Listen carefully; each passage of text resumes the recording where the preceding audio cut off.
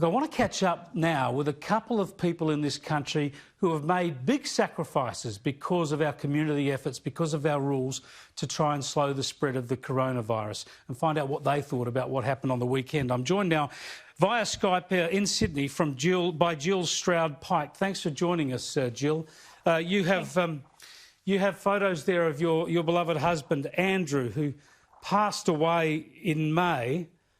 Tell us about the sacrifice you had to make. Obviously a terrible passing, but you could not celebrate or commemorate his life properly with a funeral of family and friends.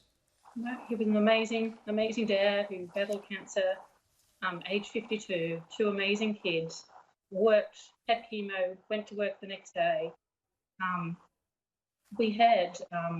He fought hard, and we had to have obviously the funeral, and we delayed it for a day because it was 10 people on the Thursday, and then the Friday it was 20 people. We had to sit down with our children and say, you can have one friend to support you through this terrible time. And, work colleagues, we did have one representative. People rang to, give out their condolences, and we had to say, I'm really sorry, but you can't attend. You can't even stand in the garden. You can't farewell, your friend and husband and colleague. It was terrible. And, we abided by the law. We did the right thing. We're both taxpayers. We work hard. Why is it one rule for us and one rule for everyone else? It's not what they're, the cause of the demonstration was lost in it. The fact is, why is the rule different for me and my family, to the protesters that they had one on Tuesday. So why have another one? Why are the rules so different? Why not listen to me and other people like me who've lost loved ones and have abided by the rules? What's the difference? It's tragic. Like, he's an amazing person, and we couldn't celebrate the way he deserved to be celebrated because we did the right thing. This is no one disagrees. No one takes issue with the actual issue that protesters were focusing on. Who would be supporting racism and police violence? But it is this issue of one rule for one and one for others. And to me, it demeans the sacrifice that people like you have made. I mean, because no one wants to be holding a funeral, but there are two reasons. Surely you want so many loved ones around you. One is to honour your husband, but also to feel that comfort and support from friends and family. Yep, it was amazing.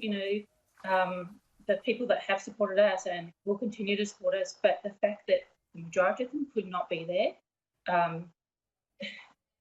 words can't express how upset and how angry.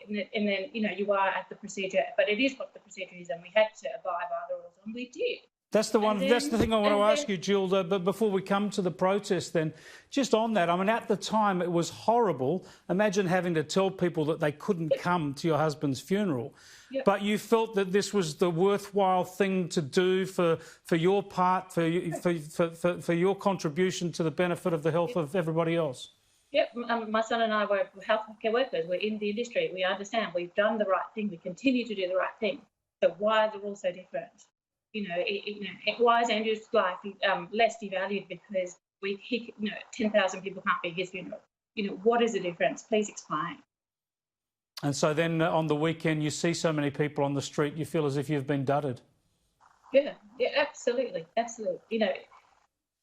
Yeah, I mean, what can you say? Where is the logic? Where is, wheels fail me. Yeah. And you're a healthcare worker, Jill. Are you back at work? As Christopher, I'm back at work now. Yes. Yeah.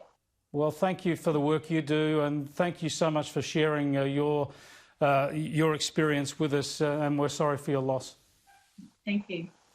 Jill Stroud-Pike there. What a terrible thing to go through, not to be able to share your loss and honour your loved ones at a funeral. We know people around the country have had to make that sacrifice, and as you heard there from Jill, they've done it knowing that it's the right thing to do for their fellow Australians, and they feel, understandably, that there's another rule for other people because of those protests on the weekend.